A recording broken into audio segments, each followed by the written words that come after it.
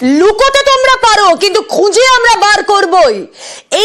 এই হামলার পর, ভারতের সেনার এই হামলার পর ইতিমধ্যেই কিন্তু সেনাবাহিনীর তরফ থেকে ভিডিও প্রকাশ করা হয়েছে এবং তাতে ঠিক এটাই স্পষ্ট করে দেওয়া হয়েছে যে হ্যাঁ তোমরা লুকোতে পারো কিন্তু খুঁজে আমরা বার করবই। ঠিক এইরকমই হুঁশিয়ারি আমরা দেখেছিলাম 22শে এপ্রিল পেহেলগাঁও হামলার পর, যেখানে বেছে বেছে হিন্দু পর্যটকদের মারা হয়েছিল, বেছে বেছে হিন্দু পর্যটকদের মারা হয়েছিল পেহেলগাঁওয়ের ওয়েস্টার্ন ভ্যালিতে।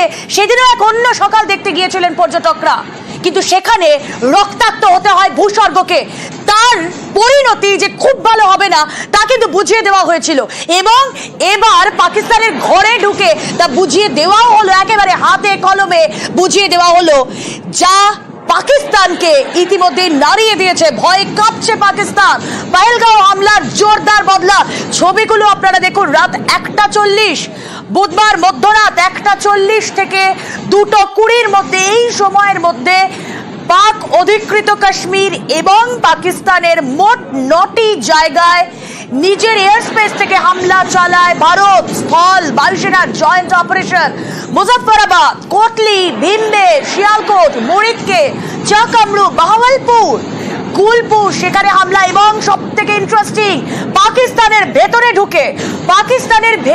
ঢুকে লাহোর থেকে 40 কিলোমিটার দূরেও ভারতীয় সেনা বুঝিয়ে দিয়ে এসেছে যে যদি তোমরা যেখানে লুকিয়ে থাকতে পারো না কেন, খুঁজে আমরা ঠিক বের করবই। আসুন কথা বলি আমাদের প্রতিনিধি মৈত্রেয়ী ভট্টাচার্য এই মুহূর্তে রয়েছেন সঙ্গে। মৈত্রেয়ী, এই যে কতদিন ধরে, এই রিসেন্ট পাস্টে কতদিন ধরে আমরা দেখছিলাম কিরকম একটা খেলনা বিমান নিয়ে যেন, কিরকম একটা খেলনা মিসাইল নিয়ে যেন ভয় দেখানোর চেষ্টা করছিল পাকিস্তান। আজকে সকালটা বুক কাঁপছে তো পাকিস্তানের। ভারত আরো কিভাবে শক্ত করে নিজেদের প্রতিরোধ গড়ে তুলবে, এখনো পর্যন্ত কি খবর?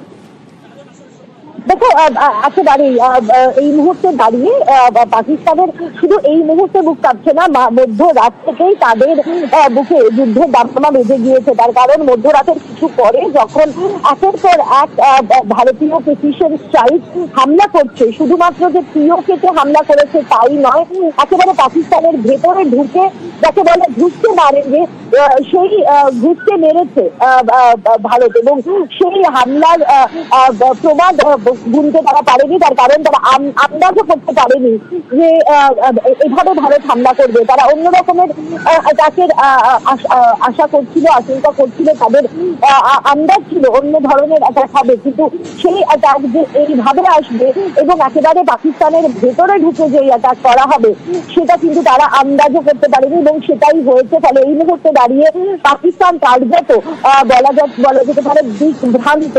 দুটো বিমান তারা ইতিমধ্যেই তাদের সমস্ত ডিজিপিআর থেকে তাদের যুদ্ধ বিমান সবকটাকে এয়ারবোর্ন করার নির্দেশ দেওয়া হয়েছিল, সমস্ত যুদ্ধ বিমানকে এয়ারবোর্ন করার নির্দেশ দেওয়া হয়েছিল, কিন্তু এখনো পর্যন্ত আমরা একেবারে বলছি তুমি আমাদের সঙ্গে থাকো।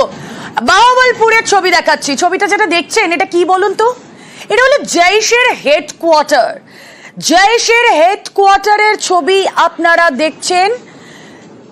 কাল রাত বুধবার মধ্যরাত যে হামলা চালানো হলো, ভারতের তরফ থেকে যে প্রত্যুত্তর দেওয়া হয়েছে, প্রত্যাঘাত করা হয়েছে, তারপরের ছবিটা দেখুন। গুড়িয়ে গিয়েছে এই হেডকোয়ার্টার, জৈশের হেডকোয়ার্টার গুড়িয়ে গিয়েছে ভারতের অপারেশন সিঁদুরে।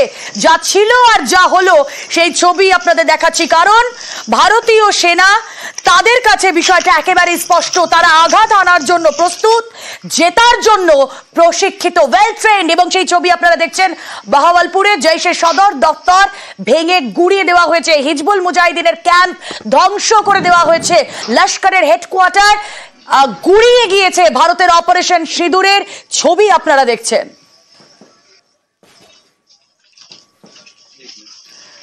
অবসরপ্রাপ্ত সেনাকর্তা কর্নেল রাজেন্দ্র চৌধুরী রয়েছেন আমাদের সঙ্গে, মাফ করবেন কর্নেল রাজেন্দ্র ভাদুরী রয়েছেন আমাদের সঙ্গে। কর্নেল ভাদুরী, আপনাকে স্বাগত জানাবো নিউজ 18 বাংলায়। Indeed good morning. এই সকালটার জন্য আমাদের প্রতীক্ষা ছিল। হ্যাঁ, গুড মর্নিং। সত্যি সত্যি গুড মর্নিং। এই পেহেলগাঁওয়ের প্রতিশোধ দেখুন, আমরা প্রত্যেকে কি মনে করছিলাম 7ই মে মক ড্রিল, তারপরে হয়তো কিছু একটা হতে পারে, কিন্তু বুধবার মধ্যরাতেই যে হামলা, সেটাও কি ওয়েল প্ল্যান্ড একটা প্রসেস ছিল? দেখুন, প্রথমেই বলে দিই যে আমরা যারা প্রফেশনাল সোলজার, আমরা কোনো জিনিসের প্রতিশোধ দিই না। আমরা আমাদেরকে যা টাস্ক অ্যালটমেন্ট করা হয় আমরা সেই টাস্কটাকে কমপ্লিট করি। তো হয়তো মানে সমাজে এটাকে প্রতিশোধ হিসেবে দেখা হচ্ছে, কিন্তু অ্যাজ আ প্রফেশনাল সোলজার আমরা প্রতিশোধ নিতে যাই না। যাই হোক, এনিওয়ে পয়েন্ট ইজ কি এই পুরো অ্যাকশনটা পুরো প্ল্যান করে করা হয়েছে, কারণ ইচ অ্যান্ড এভরি টার্গেটকে স্পেসিফিক্যালি আইডেন্টিফাই করে তার কোঅর্ডিনেটস গুলো অ্যাসার্টেন করে কনফার্ম করে ওইগুলোর ওপরে প্রিসিশন এই ক্রুজ মিসাইল স্ট্রাইকস হয়েছে। তো অবশ্যই এটা একটা লং টার্ম প্ল্যানিং করে আগের থেকে অলরেডি এই টার্গেট গুলোকে আইডেন্টিফাই করে রাখা হয়েছিল through various types of inputs, intelligence inputs, satellite inputs, সবকিছু মিলিয়ে এইগুলো অলরেডি আইডেন্টিফাইড টার্গেট। যেই government of India green signal দিল টু গো, আমরা ওই রেজিস্টার্ড আইডেন্টিফাইড টার্গেট গুলোকে প্রেসাইজ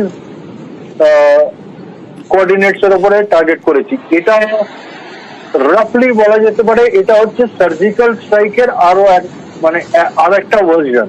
এটাও সার্জিক্যাল স্ট্রাইক, কিন্তু এটা অন গ্রাউন্ড ট্রুপস দিয়ে না, এটা থ্রু এয়ারফোর্স এন্ড মিসাইল।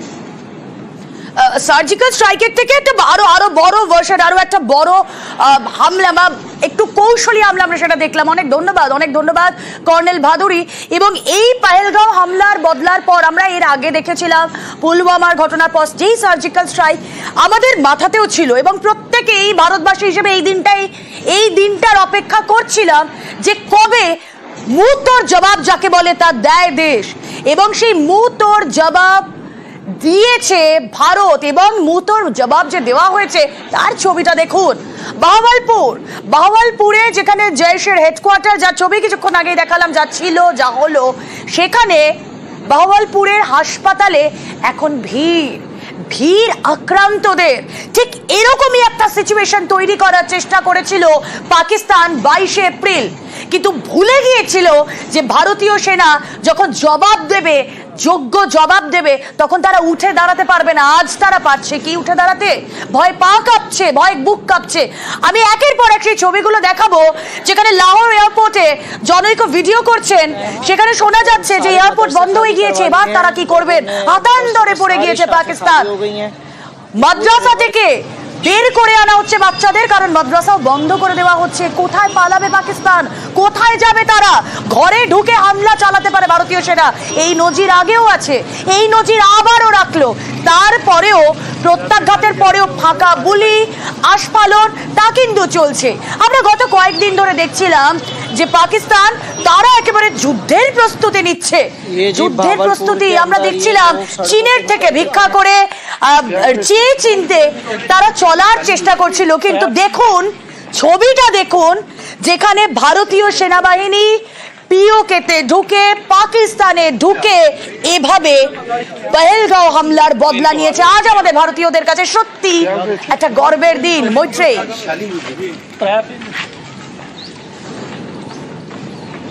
একেবারেই দেখো, নিঃসন্দেহে আজকে ভারতীয়দের কাছে গর্বের দিন, এবং এই দিনের অপেক্ষায় গত 22 এপ্রিল থেকে প্রত্যেকটা মুহূর্তে সময় গুনেছে ভারতীয়রা।